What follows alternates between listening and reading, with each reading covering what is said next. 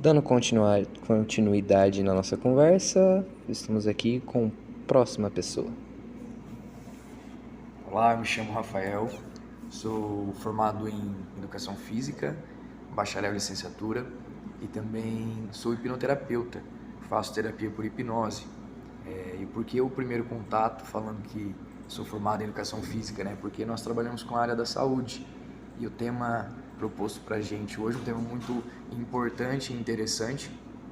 Nós precisamos falar de saúde, algo que muitas pessoas hoje, infelizmente, por conta do agravante da pandemia, acabou estando em falta. Então, estou muito feliz de estar aqui comentando um pouco sobre e espero que seja bem produtiva a nossa conversa. E assim, para colocar meio que assim, os pingos no i, o que é assim, uma explicação, o que é a hipnoterapia? A hipnoterapia ela nada mais é do que uma terapia através da hipnose. Então, o processo terapêutico em si, quando nós procuramos ele em algum dicionário ou qualquer busca no Google, nós vamos entender que ele é um processo de tratamento de doenças, independente do tipo de doença. Mas a hipnoterapia nós vamos tratar as doenças voltadas à área mental.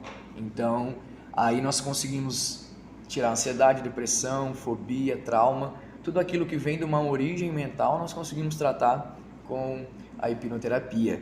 E é muito interessante também nós deixarmos claro que a hipnoterapia, para ser um hipnoterapeuta, nós não precisamos estar dentro de uma faculdade de psicologia. É como se fosse uma profissão que ela, como deixando uma parte mais simples e mais exemplificada, é um mecânico. Um mecânico ele não precisa ele ter um curso específico para ser mecânico, ele precisa saber o que ele está fazendo e saber o que ele está mexendo. Então, eu fui formado, tenho um curso formado pela Associação Catarinense de Hipnoterapia e atuo nessa área e vai fazer mais ou menos uns 2 anos aqui dentro da cidade de Paranavaí. Então eu atuo como personal também por conta da educação física, né? Sou professor, dou aula em algumas escolas aqui da cidade e atuo com a parte terapêutica também. Bom, em relação essa conversa que a gente está tendo, o que pode ter colocado a área da educação física, a área da hipnoterapia como meio que uma situação que pode levar a conversa de agora sobre o nosso tema, sobre o burnout? O burnout, vocês já estão trabalhando, já estão pesquisando, sabem que é totalmente relacionado à parte trabalhística. Então a pessoa ela tem as consequências por uma carga excessiva de trabalho ou por algum esforço excessivo ou quando alguém coloca muito pressão sobre ela. Quando nós falamos do burnout, muitas vezes a pessoa em consciência própria ela não consegue enxergar o que está acontecendo. Então, às vezes, ela deixa de jogar seu futebolzinho no final de semana, deixa de praticar uma academia ou praticar qualquer coisa que ela tenha prazer, e aí que nós entramos como a área da educação física. E a área terapêutica é totalmente isso, é fazer com que a pessoa enxergue que ela realmente precisa parar, tratar. Por quê? Porque o nosso corpo, se a gente não para, ele vai parar a gente de alguma forma. Então, a pessoa ela vai começar a ter uma perca de cabelo, uma perca de apetite, um estresse excessivo. Então, é realmente isso que a gente vai começar a fazer com que a pessoa perceba que ela precisa ter nada mais ou menos que uma saúde holística. O que é a saúde holística? A saúde holística para a gente hoje ela trabalha em cima de 3 pontos. É a saúde mental, física e espiritual. Quando a pessoa ela está dentro do burnout, muitas vezes ela não consegue enxergar o que é necessário. Então, às vezes ela tem muito menos a saúde física, que a gente, como foi sua pergunta, ela deixa ali de praticar um esporte, algo que dê algum prazer para ela relacionado à parte física, ela simplesmente fica conturbada mentalmente, muitas vezes ela não consegue raciocinar do jeito que nós deveríamos, certo? E a parte espiritual, que é a pessoa ou acreditar ou não acreditar, mas não deixar de buscar, ir numa igreja, independente da crença, mas a gente precisa estar com esses 3 pontos, né? Tudo ok para que a gente possa conseguir ter uma saúde bacana. É uma coisa assim, rolou os estudos e a gente acabou saindo procurando sobre algumas coisas. Um ponto muito específico da questão de o diagnóstico sobre o burnout querendo ou não, o ponto mais difícil é a pessoa se aceitar que está com burnout. Querendo ou não, como isso pode ser considerado assim, isso pode ser considerado como a parte mais difícil do diagnóstico do burnout? Com certeza. Quando nós falamos em tratamento como terapia, o que é quase 50% do processo? É a pessoa entender o que ela está passando. Não somente com o burnout. Quando nós falamos de uma depressão, de uma ansiedade, muita gente não aceita aquilo. Por que a pessoa ela não aceita que ela está passando por uma dificuldade? Porque muita gente entende a dificuldade como uma fraqueza. Infelizmente, hoje, culturalmente falando, nós não temos uma quantidade de informação necessária para nós entendermos que nós precisamos parar e nós precisamos entender o que está acontecendo com a gente. Então, muitas vezes você já deve ter visto, não sei, mas eu falo pelo meu pai e pela minha mãe. O Brian, meu primo, ele vai saber. Tá ruim, tá mal, mas quer ir trabalhar. Sabe que precisa parar, mas não para. E entra naquilo que nós falamos, uma hora ou outra, ou você para por bem ou você para por mal.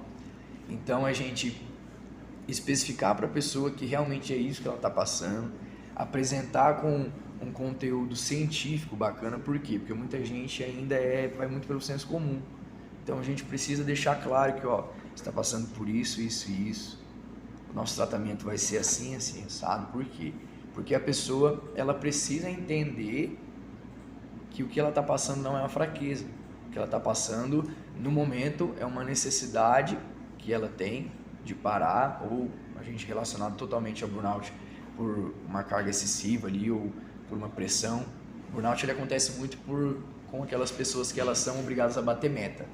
Então, se a pessoa não bate meta, ela tem uma cobrança a mais. Então, a maioria dos casos ali, não é todos os casos, tá? Lembrando, é bem válido, mas a maioria dos casos, eles acontecem principalmente com as pessoas que elas são encarregadas de bater alguma meta, ou algum vendedor, independente do que, de carro, tênis, mas eles são mais frequentes em pessoas que eles têm essa obrigação, né? Que não deveria ser. Então, o primeiro passo realmente é esse, a pessoa, eu preciso de tratamento porque eu estou passando por isso, isso e isso. Esse é uma das partes mais importantes e grandiosas do processo, porque a partir do momento que a pessoa entende o que é uma necessidade para ela, a gente consegue trabalhar em cima. E também nesse negócio da questão do tratamento, querendo ou não, o tratamento do burnout, ele não vai ter, assim, uma estratégia definida, não vai ter um remédio, você vai ter que fazer isso e isso vai fazer você parar de ter o burnout. Não vai ser apenas uma coisa específica, né? Não, cada caso é um caso, certo? A psicologia vai tratar de uma forma, a hipnoterapia vai tratar de outra forma. O que é certeza, em alguns casos, é a medicação. Então a pessoa geralmente ela passa até pelo psiquiatra. E o medicamento mais comum que a gente tem nessa parte do burnout é o calmante. Então a pessoa ela usa o calmante. Pouco tempo atrás tive uma amiga que ela está passando pelo processo, não terminou de passar, mas o remédio, a princípio, o remédio que é mais indicado é o calmante, porque a pessoa, quando ela está no estado de burnout, como eu falei, hormonização interna, parte cerebral, ela fica toda desregulada. Então o calmante ele vem para dar uma regulada para a pessoa começar a voltar a pensar de uma forma, digamos que normal, porque enquanto ela está passando pelo burnout, infelizmente, ela não consegue mais ter esse raciocínio que nós, enquanto um estado de saúde normal, temos. E isso é o que mais acontece, mas como eu te disse, o que a gente usa bastante na hipnoterapia, a hipnose, a gente vai trabalhar bastante com a parte inconsciente da pessoa. O que a gente vai fazer com a hipnoterapia dentro do processo do burnout? A gente vai fazer com que a pessoa ela consiga enxergar de uma forma mais rápida que ela realmente precisa passar pelo processo de tratamento. Então, quando a gente acessa ali a parte inconsciente da pessoa, a gente consegue uma forma de tratamento um pouco mais rápido. Não que os outros tratamentos não tenham efeito de forma alguma, todos os tratamentos vão ter efeito, mas eu posso falar da minha parte e da parte terapêutica com que eu trabalho. Então a pessoa ali na primeira sessão, que a gente chama de sessão, ela já vai sair da sessão entendendo que ela está passando por um problema e que ela precisa passar por esse problema. E cada caso é um caso, porque tem gente que que vai entender numa boa, tem gente que vai entender, mas ainda assim vai ficar chateado. Então, cada pessoa passa por um processo normal, ninguém é igual a ninguém. Bom, uma coisa que é bastante visto em questão do burnout, as pessoas consideram o burnout mesmo como meio que uma frescura, uma coisa que a gente viu bastante na nossa última entrevista com a Gláucia. Ela praticamente ela foi meio que como a gente pode trazer para o nosso português mesmo, ela foi zoada pelas pessoas porque ela não ela chegou num estado em que ela não conseguia dar conta do serviço, de cuidar dos filhos, e até pessoas em volta dela começou a tipo fazer chacota com ela, falando que ela era uma pessoa fraca por causa de questões disso. E eu acho que uma das coisas que assim mais pegam também na situação é a questão do conhecimento das pessoas sobre o burnout, né? Porque assim, é um assunto muito sério, é um assunto que realmente todo mundo devia saber, mas é poucas pessoas que têm acesso. Então, eu acredito que isso também pode ser meio que um fator meio preocupante para todo mundo, né? Hoje, na nossa atualidade, nós temos muitos psiquiatras, médicos, terapeutas que não fizeram nenhum curso e gostam de diagnosticar as pessoas. São os famosos médicos, terapeutas, psiquiatras de internet, que eles leem alguma coisa no Google, acham que o pai Google vai saber ensinar tudo que é preciso e começa a apontar o dedo. Então hoje é uma realidade muito grande da nossa geração e da geração passada. Então quando a pessoa ela fala sobre o burnout, não somente sobre o burnout, eu como terapeuta, a ansiedade e depressão é o que mais acontece. Isso dificulta o processo da pessoa entender que ela está passando por essa doença. Então, às vezes a pessoa, ela sabe que ela não tá legal, mas o que acontece? Se eu falar, alguém vai me zoar. Levando para a parte do burnout ali, né? Muita gente fala, isso aí é preguiça. Você está com preguiça de trabalhar, você não está conseguindo atingir meta porque você é preguiçoso. Mas a gente não tem, como eu já havia dito, uma quantidade de informação necessária que vai nos levar a um entendimento do que realmente está acontecendo, certo? Então, o que muitas pessoas consomem hoje como conteúdo de mídia mostram quem as pessoas são. Então, às vezes a pessoa ela procura ali um conteúdo mais superficial ou um conteúdo que não vai agregar em nada, prefere ficar apontando o dedo do que realmente entender o que está acontecendo, porque o burnout ele é muito próximo da gente. É que a gente não tem essa vivência, ou às vezes até vocês mesmos antes de estudar o burnout não sabia que tinha síndrome do burnout, o que era, sabe que acontece, mas não sabia como que era tão frequente. Eu passei pelo burnout, eu trabalhava numa empresa aqui de Paranavaí e fui entender o que era o burnout só depois de ter passado, para ver como que é. Não tinha me formado na parte terapêutica nem nada ainda, mas após estudar um pouco mais sobre essa doença, né, a gente vai entendendo como que é. Eu fui contratado para ser, na época, não vou falar o nome da empresa porque fica chato, como atendente de balcão, e foi quando abriu a empresa, assim, né, tem algumas franquias por aqui, mas eu fui contratado como atendente. Aí o que foi acontecendo? As pessoas foram saindo. Aí de atendente de balcão eu passei a ser chapeiro, o chapeiro foi embora. Aí do chapeiro eu comecei a cozinhar. Aí da cozinha eu comecei a fazer pizza. Pode isso? Não pode, mas eu estava fazendo. E o que acontece? Uma sobrecarga, vai sobrecarregando. Outra coisa que agregou bastante foi que o nosso encarregado da época, ele foi mandado embora.